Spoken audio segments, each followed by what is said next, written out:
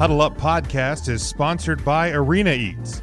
Log on to the website arenaeats.app, that's arenaeats.app, for the ultimate fan experience.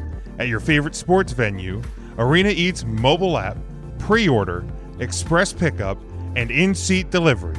How do you place your order?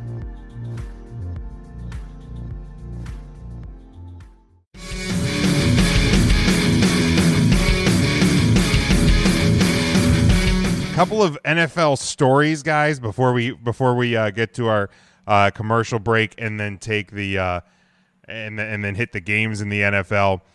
Today, it was announced by the Miami Dolphins that they are on a bye this week. Baltimore, Indy, Miami, Minnesota, all on a bye this week. But coming out of their bye week when they play the Rams, that it'll be Tua as the starting quarterback instead of Ryan Fitzpatrick. And for me, I mean, this was always the end game. When you drafted Tua, if you could get healthy, I think it was evident that this is where the team was going. However, I have to question personally the timing of it. You're coming off of another win. You're 3-3. Fitzpatrick, although I mean his numbers aren't perfect, I think it's like 70% completions. The touchdown interception ratio is a little off, but I think bulk of those were the first couple of games. You've won a couple in a row. You're one game out of first. I feel like the timing is just off on this. It kind of caught me and everybody off guard. And my question is, I mean, the only action that Tua has seen was in the most garbage of garbage time this past Sunday against the Jets. So I don't really understand what the reasoning is behind this decision. It just kind of caught me off guard. Seemed a little out there to make this switch right now. I'm happy for Tua, obviously coming off the injury that he had, but the timing seems very off on this for me. Well, yeah, I think I mean it definitely caught me by surprise, especially when you're looking at a Miami Dolphins team that, thanks to a little slide here by the Buffalo Bills, is only a game out of first place in the AFC East. Ryan Fitzpatrick, at least from a fantasy perspective, I've been keeping an eye on him because he's currently sitting like QB8, I think, in the NFL statistically. Just kind of baffling. He has had multiple touchdown games, and even managed to win one and throw over 300 yards in the only game where he threw no touchdowns. I don't I know it was against the Jets, but you just came off a big shutout there in the division. It doesn't make a ton of sense to me. I feel like if Ryan Fitzpatrick was struggling, or you had a couple real sloppy wins, I don't know that handing it to a young guy here. Are you saying that because you're going to start to hear it if he starts to lose some games, it's going to look like we tanked this on purpose. Try to get him some help with some good picks. Which historically the Dolphins have not done anything with. So, I just really think it's a strange scenario. I think obviously Tua, like you said, not only is he the end game, I think from a skill perspective, brings a lot more to the table than Fitzpatrick. But what he doesn't bring is experience. He doesn't bring a hot streak behind him or a win streak, and he doesn't have near the beard to compete in the later parts of the season, especially if you're going to go into cold weather. So I really question this choice. Yeah, I mean, looking at his numbers here, I mean, obviously they're 3 for 3. As a completion percentage, 70.1, 10 touchdowns, 7 interceptions. And like I said, I think a lot of those interceptions were, early in the year. He has one of his highest QB ratings. I mean, granted, only 6 games so far, but one of his highest QB ratings of his career. It's his highest completion percentage. It just. And then they're coming off of 2 straight wins. You're 1 game out of first. It's just, the time. Yeah, and you got, you have, the 10-7 isn't a great number, but he does have touchdowns on the ground. If you take his rushing stat, he has 2 more touchdowns there, and an additional 135 yards. And that receiving core, I mean, you talk about the Eagles and Cowboys being banged up. I know we've talked about that a lot. The Dolphins early in the season had a ton of injuries at the wide receiver position, and we're really struggling to get guys out there. And thing sucks. You're darn right it does. But I think that he's made it through some struggles, had some up and down situations, and has come through with shining colors. And I just kind of wonder, I guess you were hoping Tua gets to full health and you feel more comfortable. But what was the point of even handing the team to Fitzpatrick in the first place? Right. If you're going to hand a one game out of first place team to somebody who's never played an NFL start. Well, maybe the Dolphins never planned on being one game out of first. Yeah, they're just like, this was the week. They just picked it ahead of time. They're like, yeah, we'll get him in that time. Just set our Twitter to automatically put that out there. And then they're like, well, we got to go with it now. And into his first start, he faces Aaron Donald in the Rams defense. So good planning. I'm excited. I have him in 2 leagues. Good planning on that one. Matt, your thoughts here on Tua time? I'm actually okay with it. When you look at what the Dolphins are going to do moving forward, like you guys said, obviously Fitzpatrick is not the answer moving forward. So at this point in this season where we don't even know if we're going to see a playoffs, anything can happen as the fall comes on. You want to get Tua some reps. You want to see what he can do before, anything happens. If he keeps winning, he has got a good mentor in Fitzpatrick to learn under as he comes back from any turnovers or anything like that. But you got to see what you have in him before the season ends, so you know what you're doing in the draft. Do you have to build around him, or can you focus on the defense? So I think it's a good plan. It is a little puzzling just because of the status of it, but I also don't think Miami or their fans were planning on being a playoff team this season. So it's not like the fans are going to be like too upset to see them just squeak into the playoffs, get a low draft pick, and then have nothing to build around Tua.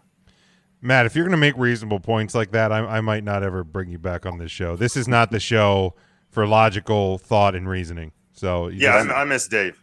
Yeah, seriously. Just you got to. Don't you dare take that tone with me.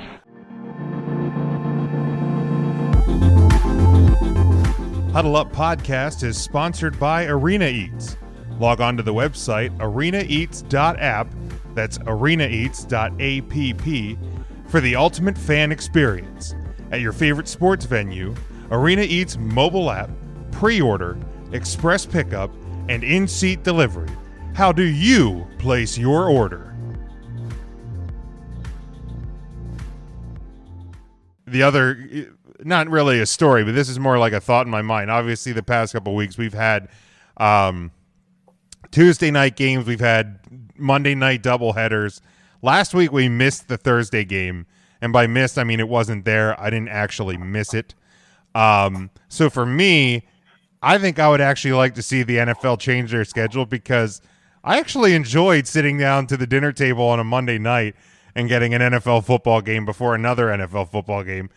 Not that the later game ever really got started anyway, but that's a whole nother point in and of itself.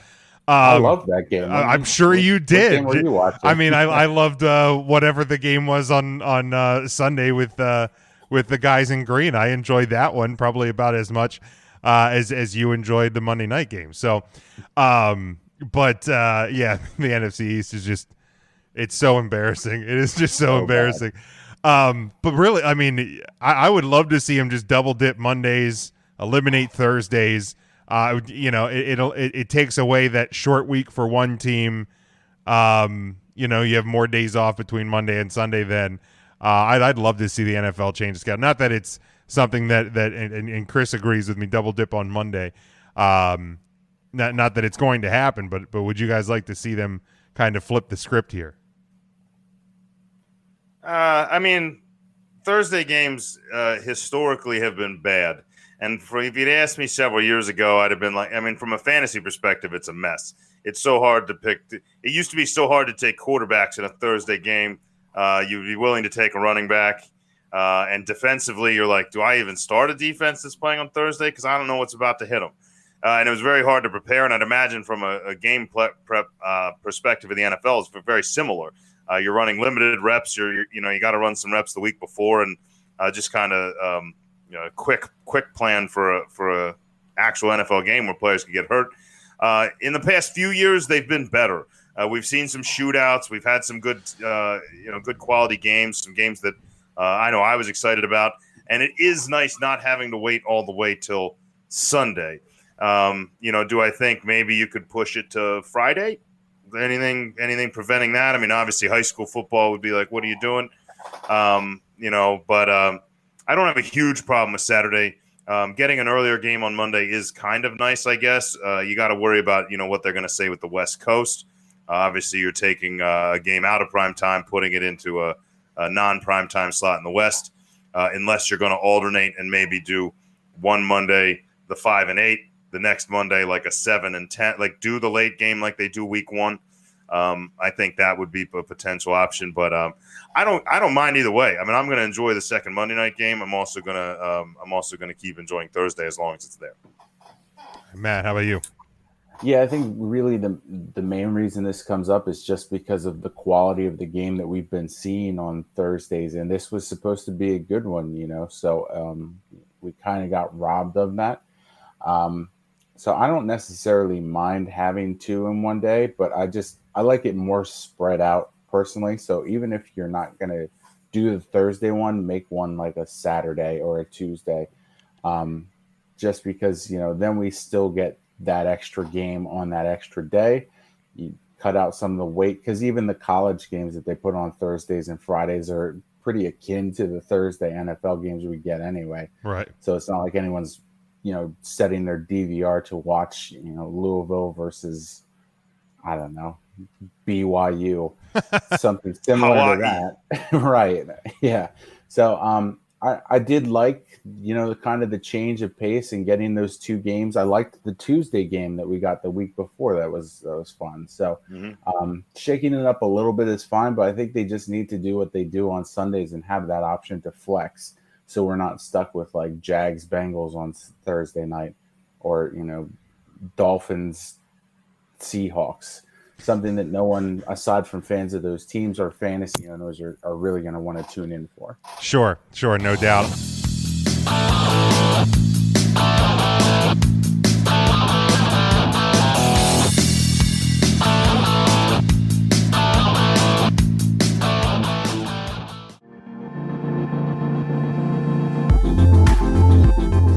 Huddle Up Podcast is sponsored by Arena Eats.